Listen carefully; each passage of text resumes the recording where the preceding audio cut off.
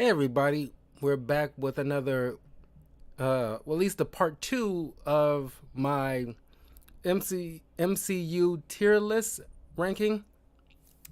Since Phase 4 is finally wrapped up, I just posted my review on not only Wakanda Forever and just a few minutes ago, the uh, Guardians of the Galaxy Holiday Special, which you can find it on my YouTube channel. Links are in the description. Please hit that like button and the notification bell if you like reviews like this and other content I put out, such as all my video game walkthroughs that I usually go live on my Twitch channel. It's on there, as well as my movie reviews, TV show reviews, comic book reviews. It's all on the YouTube channel, so you can definitely check all that out. So your support. Let me know what you like. Yeah, so last year I made a YouTube tier listing up to the point of, say, like Hawkeye, I think that came out at the time. I didn't feel like waiting until Phase 4 was completely over because I knew I had like an entire year of stuff coming up. So I felt like, okay, I'll just make it up to the point of what I'm watching at that time. And then once the Phase 4 is completed, I will return again to finish off Phase 4. Now, from this point forward, I'm going to wait until the entire phase of Phase 5 is over before I come back and revisit this again and add more to the ranking, and then so on from there. So, add in a couple of more things that I forgot to last time.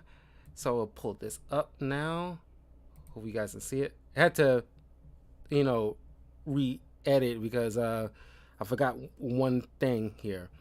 So, these are doubled, so I don't know why YouTube tier maker does that, but whatever. So we got Wakanda Forever, Doctor Strange 2, Guardians of the Galaxy Holiday Special. I included the Defenders because I forgot last time. Moon Knight, Miss Marvel, She-Hulk, Thor: Love and Thunder, Werewolf by Night, and of course the Inhumans, as I also forgot last time. So, just to rehash what, because it's been a year since I last did this. So my S tier, what I have, because I make sure to make a point to it. Once I put this on here, I will stick to it. Some things might change my viewpoint if I revisit a thing, and if I like it more or less after another reviewing, I will mention it, but I will stick to the ranking. So S tier, Iron Man 1, the first Avengers movie, Captain America Winter Soldier, Civil War, Black Panther 1, Avengers Infinity War and Endgame, Spider-Man No Way Home, Daredevil series as a whole, Hawkeye season 1. I don't know if there's gonna be like a season 2. I'm certain of that, but so far I love the show, so I'm gonna stick to it being S rank. Same thing with Loki season 1. They're already working on season 2 as we speak, but as of right now, I want to stick to Loki being S tier. A tier, Guardians of the Galaxy 1 and 2, Avengers Age of Ultron. I know some people might disagree. I actually dug it. A decent sequel. Not like the superb sequel, but still good. Like just maybe like a notch above the first one, in my personal opinion. Some people might just feel like they're just riding high on the first one, so it's like, oh, how can you top it with its own sequel? And then Doctor Strange 1, Spider-Man Homecoming, Thor Ragnarok, Spider-Man Far From Home, Shang-Chi, the Jessica Jones series. B tier, Incredible Hulk, Captain America First Avenger, Iron Man 3, Ant-Man 1 and 2, Captain Marvel, Eternals, Falcon and Winter Soldier, Luke Cage, WandaVision. C tier, Iron Man 2, the first Thor movie, Black Widow. D tier, Agents of S.H.I.E.L.D., What If, and F tier, Thor, Dark World, and Iron Fist. Okay, so we'll be continuing on from there. It's gonna be relatively short because just wherever came up in within the year. Then by the time the next phase comes into play and once it's complete, I'll probably have like a little bit longer of a video. All right. Well, just start from the way it's listed here. Wakanda Forever. Now, I love it, but it's just like the first one. It just was such a cultural touchstone, and unfortunately, with the passing of Chadwick Boseman, they still made a great sequel, but I don't know. It's just like something about the first one is still I put higher than Wakanda Forever, but I don't know if I will revisit it because it's such like as the reminder of losing Chadwick Boseman. It was just a lot. I wouldn't say I would never return to it, but it's gonna be a while before I even think of checking out Wakanda Forever again because it's just gonna put me in like a very melancholy kind of mood. But it's still like a great film, and the introduction to Namor is great. So I'm gonna put it at A tier. I'm not a fan of they turning Riri Williams into a glorified MacGuffin. And besides, I think she would have been better served introduced in the MCU via Armor Wars instead of Wakanda Forever, because Riri Williams is pretty much Iron Man, part of Iron Man supporting cast that's came into her own as a superhero. I don't know, it just feels kind of just jointed in my opinion. Doctor Strange, The Multiverse of Madness. I love it more than most. I'm not a horror guy because they let Sam Raimi off the chain, and he produced something so cool, man. I'm not I'm not a horror guy, but I consider this is one of my favorite horror films I ever seen. And just Wanda just going full on horror movie monster, especially when she crawled out that mirror like the Ring girl, and oh my god, it was oh my god, and she just straight up murders everybody. And I get it, people it's called the Multiverse of Madness, and you expect to see more part of the multiverse instead of clips of it, and you basically spend more time in the main 616 universe and then 838 for the bulk of the film. And it's it's kind of a letdown to most people. I dig it. I love all the actors involved, and they treat American Chavez like a glorified MacGuffin. And I like to put the onus a little bit on the COVID situation. They have to switch some things around because she was supposed to be introduced in the latest Spider-Man film, but things got turned around a bit. Despite that, it didn't ruin my enjoyment of the film. The music battle between Doctor Strange and Dark Doctor Strange, that was pretty dope. The seeing Professor X again, the guy who was Black Bolt in the MCU TV series, it was cool to see him, in an actual legit Black Bolt costume. That was pretty dope. Thank you. You haven't forgotten the Inhumans. They're a thing here in the MCU. You trying to throw them by the wayside, and that's not cool. But it's just y'all missed that by trying to turn them into the fucking X-Men, and that doesn't work. But personally, I'm gonna go with S tier. That's me personally. I dug it. Like I said, I think this is the best horror film I ever seen, and I'm not a horror person. Guardians of the Galaxy holiday special. I just did a review, a full-on spoiler review on that just today, so you can check out my full thoughts on it.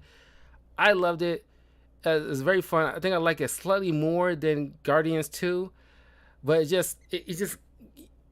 I initially thought it was going to be everybody but Quill trying to do something special for him because he's still sad about you know, losing after he got Gamora back technically, but she's off somewhere and like he's in a silent mood and they're trying to cheer him up.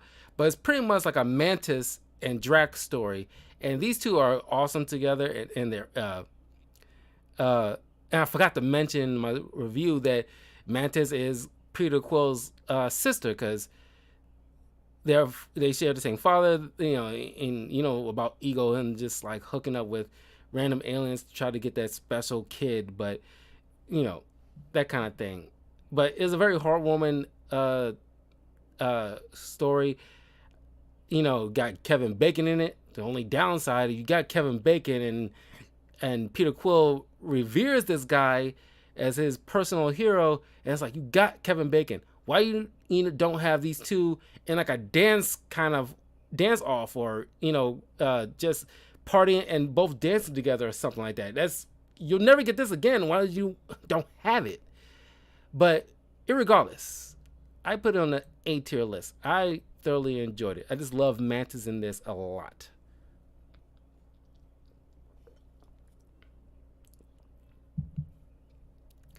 Defenders.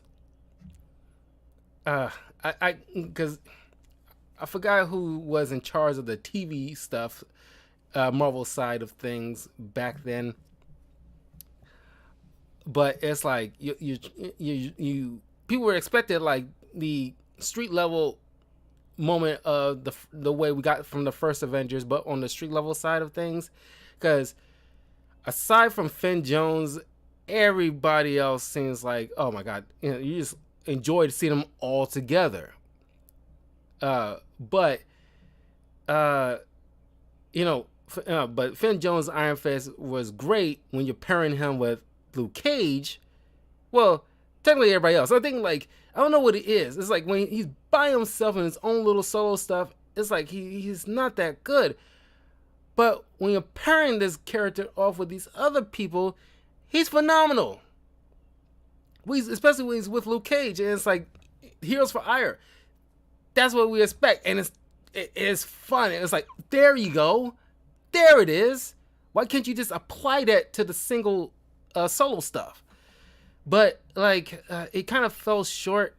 But I still love the Defenders characters, interacting with themselves and everything like that. But everything else around it kind of fell flat for me. But you get that awesome hallway fight, but with all the Defenders together, that's still personally, that's still a highlight for me. I still thoroughly enjoyed it, just to see like the one-shot hallway fight that Daredevil first introduced, that everybody else ever since kind of like started to try to mimic that in their own things. But like, that's what we expect. I'm so glad that we got it. And it's always a surprise because you never see it coming when we all know they're gonna do it. We just don't know when, at what point in the season are they gonna implement it.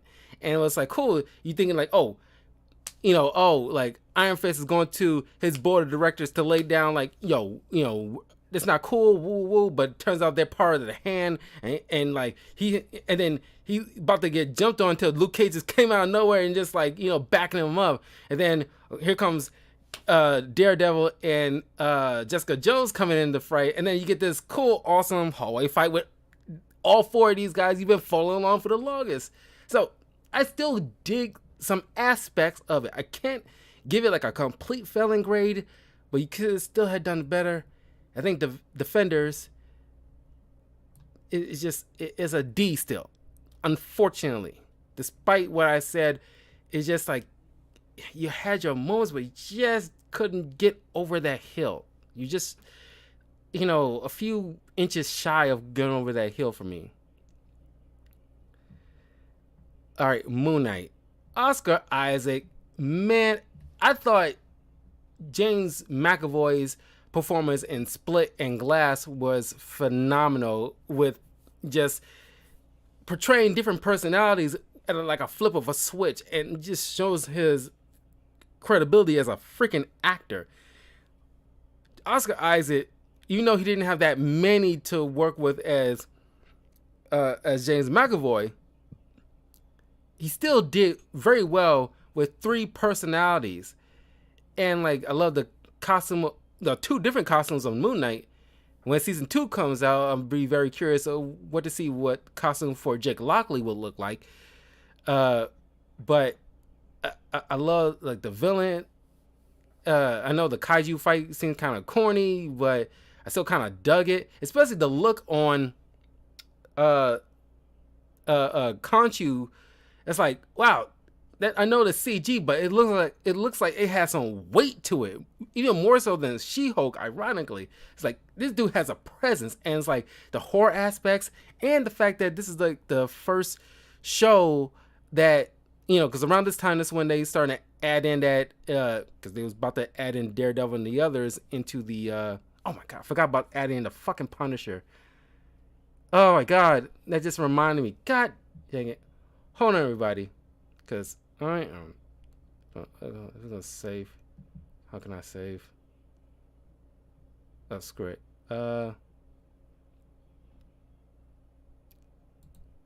Because I spazzed. I like so uh because that reminds me of the rated R.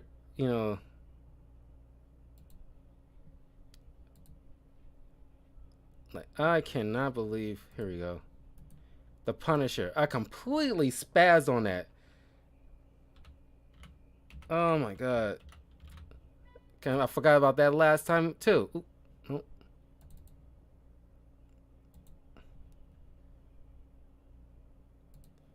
Cars, darn it. Cars, darn it.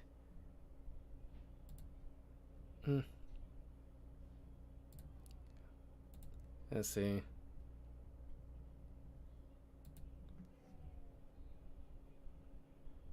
Okay. Like I was saying, sorry about that.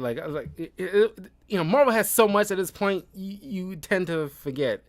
I'm glad I remember it while talking about Moon Knight, because as I was saying, around this time, Marvel updated the Disney Plus app to where, because they finally acquired all the Netflix stuff back into their ownership, and since most of that stuff is like R rated or TVMA kind of thing, they have to update their app to where you got to put in like a pin, so like an adult has to apply to this at this point now. And it was around the time when Moon Knight's about to come out, and they finally show off like blood, not like gory or anything, but it finally showed blood and swearing, like actual like F-bombs this time, and not just just using the word damn or hell. They actually say fucking shit. Not all the way, but like once or twice throughout the series, maybe. So you get to see like Oscar Isaac just like give like a hell of a performance. Oh man, and I love like Khonshu when like you got like Ethan Hawke's character Harrow trying to talk with not Mark Spector, what was the other you got Jake Lockley, Mark Spector, Stephen Grant. He's talking with Stephen Grant personality, and he knows because he used to be a host the Fist of Khonshu previously until he went too far for Khonshu, and you see like Khonshu actually got a presence in the world that everybody notices. He's there, but they cannot see him. But Mark and Steven. And you hear like you see like Khonshu just perched on scaffolding, looking down, and he tells like Mark, like, punch him in the throat. It was like so funny. But man, this show is fantastic, and I loved the female lead, supposed to be this Egyptian hero named Scarab, but a golden scarab or something like that. But thinking of comics, that's supposed to be a dude. I'm not familiar with a lot of Moon Knight's supporting cast, so I'm not too tripping. I'm not tripping about like any kind of gender swap of a character didn't even know existed. But it was a nice little moment when an Egyptian little Egyptian girl looked upon what was her name, Myra or Maya, something like that, and it's like and she's speaking in Egyptian. It's like, are you Egyptian superhero? And it was like, yeah, it was like a nice little heartwarming thing. But everything about Moon Knight is phenomenal. I love it. Definitely S tier worthy. Everything about this is like phenomenal.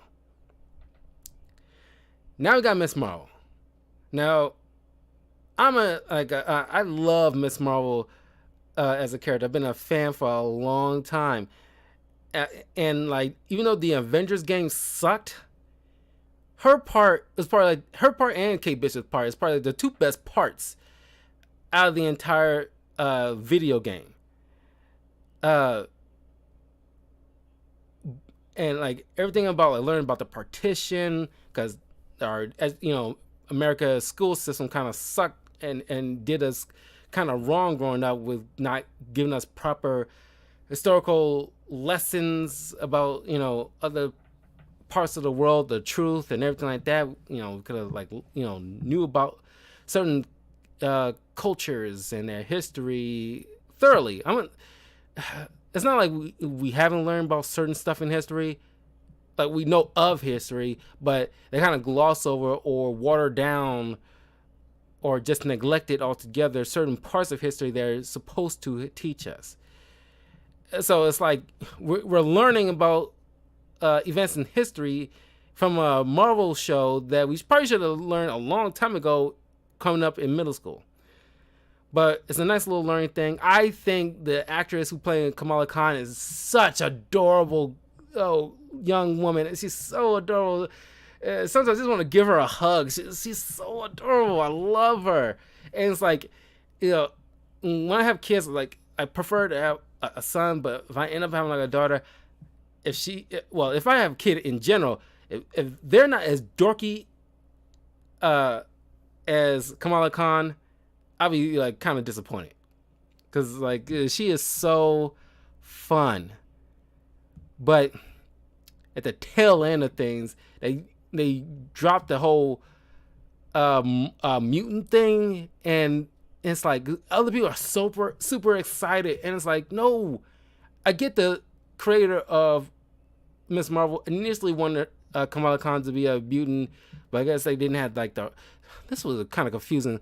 The TV and movie stuff didn't have the rights to, like Marvel on the TV and movie side of things didn't have the rights to the X-Men, but the comic industry had every right to the fucking X-Men. So you can't tell me they can't, you know, had no position to make Miss Marvel a mutant from the jump. But since you didn't lean into it or make that happen, or in one way, shape, or form, you went with the Inhuman route, but you made it work, and that's how it's been for 10 years and some change at this point.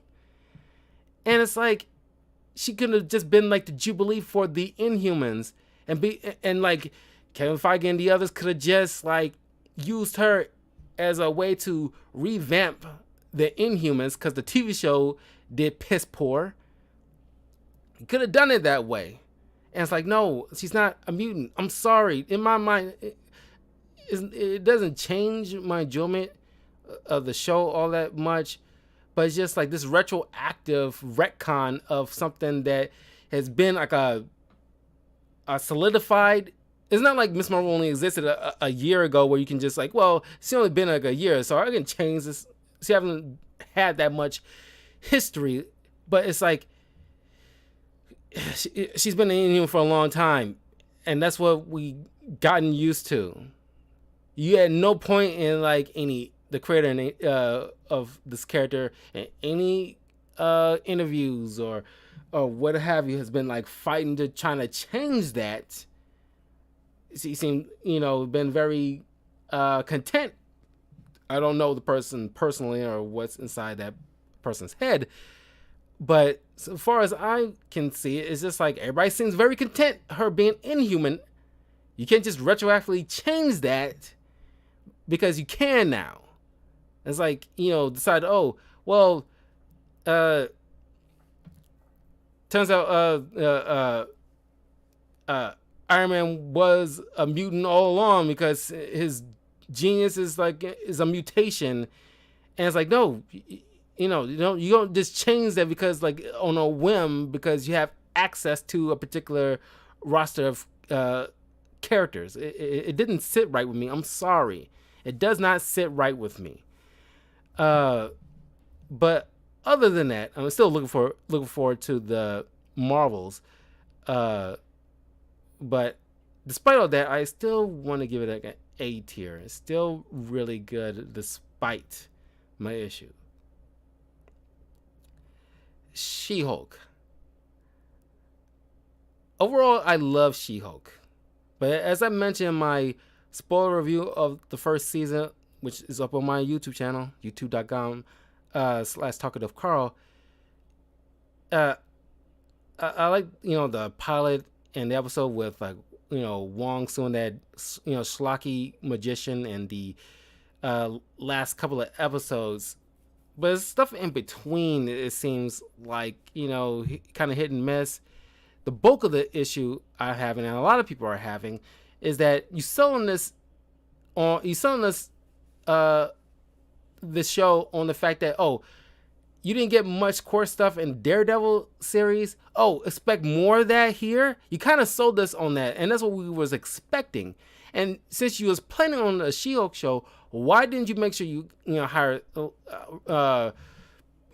lore consultants in the writers' room so you can at least get the core stuff as nearly accurate as possible? You don't have to be super accurate, but just at least 80% accurate at the most, 70 to 80% accurate. But we haven't spent that much time in the core stuff. It's just like, and like the CGI. I mean, the CGI is better, during the airing of the show than it was during the first trailer they put out, which kind of like was out of nowhere. Nobody was really like wondering what happened to the She-Hulk trailer. Where's the She-Hulk trailer? Nobody was thinking about that. It was still a ways off, so he wasn't expecting or caring as of yet of the show. Maybe at least a month before the show's supposed to air. That's when we typically would expect maybe like a trailer of some sort. But yeah, I mean, like I said, overall, I liked it. I loved, Tatiana Maslany as She-Hulk. She's very funny, very charismatic. I love the whole line where it's like, I smash fourth walls, sometimes Matt Murdock, and like, where are you gonna get that? Where are you gonna get the X-Men? And like, I love her reactions. Her facial expressions are so funny. Her chemistry between her and Mark Ruffalo is amazing, especially in the pilot when he's just like straight up like, you could tell they like, oh, you can straight up be like cousins, because the things he messes with her, it's like something I would do with my own cousins, and it's blowing that air horn in her ear while she's trying to sleep, and it's just like, I was like, I would do exactly that to my cousins, because that would be freaking funny. But yeah, I mean, it's either A or B for me, because this one's tough. I've been pondering this ever since I've been wanting to get back into this tier list. I still have not decided. Then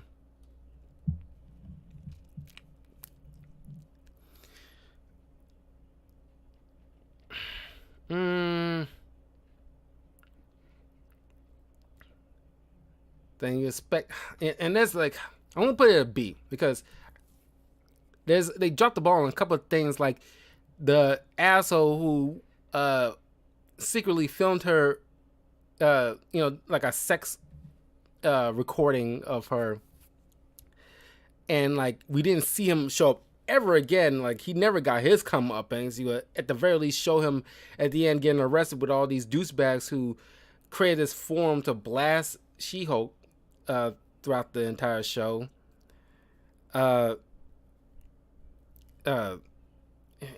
It's just like, I don't know, it's certain things like kind of like left it out on the table without addressing it. Like, how could you forget that? Then Thor: Love and Thunder. This is probably the first time and throughout this entire MCU franchise, the first time I get what people were complaining about with so far as like Marvel has this tired thing that they keep inserting joke when you're supposed to be like there's a serious moment happening, you need to sit in it for a minute, but then somebody has to come in and insert like an awkward joke because we're Marvel, we gotta have our insert joke, and like wow, I see it now, like wow, that is distracting, wow, but it still didn't ruin my enjoyment of the film. I did like a spoiler review on it. I like Gore the God Butcher. He didn't do that much butchering you kind of expected him to do, but most of his butchering has been like off screen, besides the first god he killed. But we didn't see much of, because we saw Bass, the Panther God, in the Omnipotent City, but all she did was shush. But you expected a little bit more from her. But I like Russell Crowe as Zeus and Thor fanboying out on his hero. And then the thought of at the end of the film, like, because guys tend to be jealous and spiteful sometimes, and it's like, oh, he's sending Hercules to get his pound of flesh from Thor, from humiliating him, and it's like they don't look to us or worship us anymore. They look to these heroes, and so now I kind of want either next Thor film or some other Avengers film, I guess, to have all these these guys going up against, or at least certain guys going up against these superheroes, like gods versus superheroes, because like people look to them to do what the guys completely abandoned humanity entirely for, because they didn't step in when Thanos snapped half the universe away, which you was just like with the Inhumans, you expect it to be like a big fucking red alert. And just like you see some of the Egyptian gods represented in Moon Knight, like they decided to step away because like they don't look to them anymore. And it's like, so effing what? You're still present. You don't think, like, you still at least somewhat care about humanity to some extent. And especially the Panther God Bass, you expect her to want to help, or all these gods. You got all these gods, and it's like I like the themes of it, where Gore is not just like in the comics, which is based off of that I reviewed, which you can also find on my YouTube channel. That is one of my favorite Thor stories, where Gore could be considered like an atheist, and it's like a lot of people who have lost faith because something horrific happened to them, or other people that they care about, and like, I did all this praying, I did what was expected of me, it was in terms of my religion, and it's like, you abandon us, you abandon your duties, we did our part, and you never, you stopped at a certain point upholding your end of the bargain. You rely on our faith and our worship, and like, only Thor is probably the only god that actually comes down and actually does his duty as a hero, and like the protector of Midgard. But it seems like most other guys just abandon their responsibilities. They just kind of take, but never give anything on their end. They, they're absentee landlords, and just like with Gore coming of slaughtering a lot of other gods, you expect at least some in Omnipotent City to say like, "Hey, this is a serious threat. I want to help Thor out," that kind of thing. We didn't get none of that, and that is a shame. But I like the themes to that. Still, the fact that a lot of these guys got high off their own hubris, and this like speaks to a lot of people's whoever lost faith, that guys abandoned them, and Thor is taking upon himself to like, I will, like, you guys shirked your chores, so I'm going to have to do what you all failed to do. And yes, it gets kind of goofy. Yeah, I still kind of find it funny with the whole hammer and axe. Like Thor is like this little three-way kind of relationship with these weapons, and so funny. And axe Stormbreaker getting jealous. The whole thing is kind of funny. I break it down in my full review on Thor: Love and Thunder, but I thoroughly enjoyed it. Is it superb? No, but I don't think it's like a complete failure like most other people are considering it. Uh, you know, Christian Bale's hilarious. Him playing as Gore is like creepy, funny at the same time, and like a lot of people are losing getting tired of the whole funny part of Marvel, and it's like you're complaining about the formula, but it's the same formula that you been enjoying for the longest time to make this franchise a huge success, but now you're calling shenanigans all of a sudden. And it's like I'm not doing that, because while I can critique certain things I do not agree with, I'm not going to get mad about a formula that still works in a lot of cases. Yes, it can feel disingenuous if you just insert it here, and like you can understand, like I'm pretty sure Kevin Feige is very in tune with a lot of people's complaints, but it's like at the same time, it's like, what do you want? Because like Eternals try to do something different, y'all still complain. I gave my full review of that a year ago, and it's like, what's her name who directed Eternals? Like something Chow. But she gave us something unique. Trying like it's kind of like Game of Thrones with the Eternals. Was it a complete success? No, but it still was a serviceable movie, and I appreciate they, try to give us something different. It wasn't too comical, but y'all still complain when you complain. I want something different, the same old Marvel stuff, and they try to do it. You didn't like it, so you can't please everybody, but they don't want to focus on that. But anyway, I get off topic here. But Thor: Love and Thunder, I give it an A. I thoroughly enjoyed it. But this is the first time I actually understand people's complaints about their just insert joke here kind of formula. I get it, but it still didn't ruin things for me. Werewolf by Night. Talk about like a cool horror film. And I love it.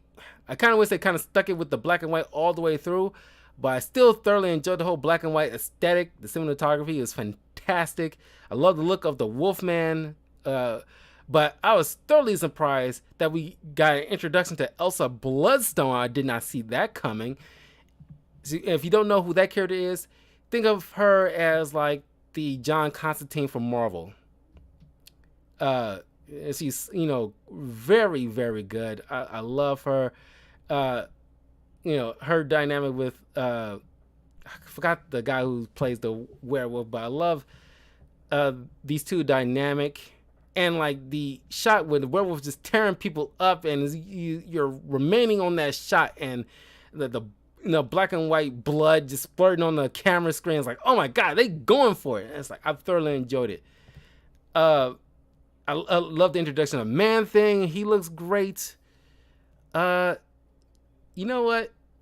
I can't think. I'm pretty sure when I did a full spoiler review on this, I offered some cons here and there. I can't remember them at this moment, but I'm gonna go for it. I'm gonna go and make it like a S tier. I thoroughly enjoy Werewolf by Night. It's a great Halloween movie. It's like you want like a nice new little Halloween movie. Yeah, Werewolf by Night is pretty solid. Inhumans. Not even gonna bury the lead here. There is a F tier. I knew from the trailers it's gonna suck, and I didn't watch the TV show, but like I checked out other people's review because I wasn't completely sold on it. I was gonna wait to. This is probably one of the few rare times when I wait to see other people's view on it to determine whether or not it's worth any of my time. And so I was like, no, it was so piss poor. Even slightly worse than even Iron Fist, ironically. Yeah, even worse than Thor the Dark World, ironically. But like I said, from like Doctor Strange 2, I'm glad the actor who played Black Bolt in this got another bite at the apple. But kind of wish they like, okay, we're make some kind of announcement like, yeah, we're bringing in. This is the Marvel universe. That means mutants and Inhumans and the cosmic stuff and street level stuff and like just the regular Avengers squad. You got all that stuff as a whole, the supernatural stuff, all of it as a whole, the entire universe. Nothing is gonna be left out. So please don't leave out the Inhumans. You may not be, and the Eternals. It's like they might not be for one of these things. Might not be for everybody, but it's a completeness of the universe. And like the show sucks, the characters themselves, just with a few tweaks, we will love the Inhumans again.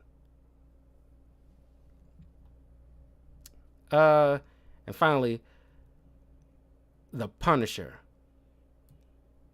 And I like the first season a little bit better than the second season, but my only issue is I kind of wish it would be kind of like the films where he's taking on these different mobsters or these different kind of gangs, because that's what Punisher usually goes after, these different gang members or some kind of terrorist or domestic terrorist or something like that, and hunting down and killing them, and or every so often coming after Bullseye, Kingpin, or Jigsaw. If you want to have him deal with some type of supervillain. But they didn't do that. That's probably the only drawback I have about the Punisher series. But John Bernthal knocked out of the park. Because him as Punisher, along with Thomas Jane as the Punisher, is probably like the two best Punishers. But I won't put him in A tier. Considering that, it's like, he's dealing with a lot of the military stuff, which you thought it would have already been hashed out in the first season. And of course you deal with Jigsaw as well in the second season, which that part was a highlight too, because Jigsaw is a serious one of Punisher's major arch enemies that he rarely because like a lot of iterations he gets away from the Punisher's wrath, but it's still lingering. It kind of lingered too long on Jigsaw don't remember who he is kind of thing, and it's like you kind of let that drag on way too long, and I kind of want Jigsaw to be Jigsaw and form of a group right away, at least within the first couple of episodes. Let's get him into Jigsaw mode and form this like crew of gangsters or thugs together to go after the Punisher, that kind of thing. But you kind of let that kind of thing drag. But anyway, yeah, that is the completion. Everything else is kind of like doubled up. But just to reiterate, S tier, Doctor Strange and the Multiverse of Madness, Moon Knight, Werewolf by Night. A tier, Wakanda Forever, Guardians of the Galaxy Holiday Special, Miss Marvel, Thor: Love and Thunder, The Punisher. B tier, She-Hulk. D tier, Defenders. F tier, Inhumans.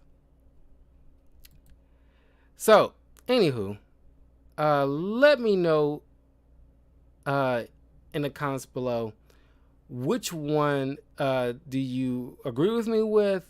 Do you have like a better understanding, or do you have like a legit argument? Just be respectful, but this is how I personally feel about these little additions to Phase 4 and stuff I forgot last year. But this is my ranking. So after Phase 5, we'll be returning to this and adding the next lineup. And I agree with a lot of people.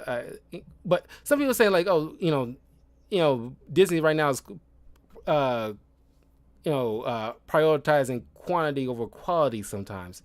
Even though the quality isn't bad, majority of the time, I think these are like the rare exceptions of hit. You try to swing and a miss, and they're probably like the well. Maybe some people don't think What If is like a miss, but uh, Agents of Shield, Dark World, Iron Fist, Inhumans, and Defenders are probably like the biggest misses in the lineup of the MCU. Everything else is rather mid to superior. Which look at this batting average. Even though it looks kind of like an F almost, but this batting average, at least in terms of my opinion of the entire MCU at this point, there's a lot of hits in their lineup. Despite how you might feel about something like, Miss Marvel or, not Miss Marvel, but Captain Marvel, or how you feel about like She-Hulk, or Iron Man 3, despite that, there's some stuff that you enjoyed about it. It still, meets that criteria of an enjoyment of a film. So you got like, I think like the first Thor movie should be like the bar. If it gets any lower than like the first Thor movie, which initially people did not care for, but they softened over time, they gotta at least meet that bar. I think like Black Widow kind of met that bar. Anything below it, in my opinion, that's a case of a miss for me. Anything above it, I think is an enjoyable film and I can easily go back to. And people are complaining. I was going to make this kind of like a separate video, but I figured I'll talk about it here during the ranking. A lot of people are complaining about the situation with Phase 4, how it's like all discombobulated, it's not coherent. But it's like, I enjoyed Phase 4, people. I might be in a minority in this. I still overall enjoy Phase 4. And I love the multiverse saga. What people complain about right now is what I did during the Phase 2 era, where it kind of felt like all over the place and didn't seem like to make sense. Like, you making a Guardians of the Galaxy movie? Like, it's like I was a naysayer on Phase 2. But I came around on that once things started to click by the end of the phase leading into the Phase 3, or even by the completion of the Infinity Saga as a whole. Like, oh, okay, that makes sense. Why this and this and this happened here and here and here. Right now, Phase 4 is pretty much not only about passing on the mantles, but also it's completely about grief in one shape or another. Like, we're grieving over Chadwick Boseman and Black Panther. We're grieving on the laws, or are you losing like Gamora and you're having like a little melancholy mood during the holidays, which is people can relate to. Loki is grieving on the loss of his own mother again. Wanda is grieving losing Vision along with her pseudo children. Black Widow, we're grieving on the loss of Black Widow and what life she had prior to the events of Infinity War and what, she, thought she was going to have with her sister and all that stuff. And then, of course, you got, Yelena's grieving over the loss of sister along with Clint in Hawkeye. You got Spider-Man still grieving over like Tony and like his place and everything and like his loss of his identity. Moon Knight grieving about like the whole situation with his brother and the abuse from his mother, blaming him and then leading to him causing him having like a DID. Eternals grieving over the fact that like another loss of identity. We did not realize we were being used to make. We're supposed to be misled to protect. Think we're supposed to be here to protect the humans from like deviants, so that way they can prosper. But not knowing that we're just here to make things a-okay until a new celestial is born from the Earth to destroy and kill everything that we was here to protect. So and Shang-Chi losing like his mother and the father losing himself because he lost his the only person he ever loved. Thor losing like Jane and like Gore losing his child. Uh, uh, uh, uh, and you dealing with like I guess like a little bit of a race situation with like Miss Marvel, and she's pretty much like a Coven A story, but you dealing with that stuff, and then She-Hulk, she losing her identity, and everything she knows, because now she's in the thick of it of the superhero world thanks to like the gamma powers. And what if, in a way, is in one shape or form, each episode is grieving in some shape or form. So I think you just gotta like look deeper within it. Try to like understand what each one's trying to go through. Like Falcon Winter Soldier. We're losing the biggest inspiration in the world in terms of Steve Rogers' Captain America and what he meant to everybody, and not just America, and taking up that mantle and how big shoes that Sam has to fill in, and Bucky trying to go through, dealing with what he did as the Winter Soldier and trying to reclaim his identity and going through, psychiatric, getting psychiatric help, which a lot of these people probably need after the events of Endgame. So it's a lot. But people are not like looking at it that way because they think like, oh, what's the connection? Oh, who's the big bad? When's Doctor Doom showing up? Enjoy the journey, people. They didn't have to tell you every little nook and cranny throughout each phase in the previous thing. But I bet you by the end of the phase, you're starting to understand, or by the time the next Avengers film comes out, I bet you all the stuff that's happening in this phase will start clicking in Kang Dynasty. I kid you not. So like, just slow down, calm down. You want everything so fast. Just enjoy the journey, and like it'll all make sense. And you'll be eating your words by once everything clicks in for you down the line. But like, that's what I'm gonna say on the subject. But anyway, let me know what you guys think. I will see you guys in a little bit. I want to put in some more Death Battle reactions because I want to do at least 2 more that I could not do last night because it was getting kind of late. But I will see you guys soon, and I'll be playing more Evil West on my Twitch channel, twitch.tv/TalkingToCarl, as well as more God of War Ragnarok. And we'll see what else games we might fit in tonight. But anyway, I will see you guys in a bit.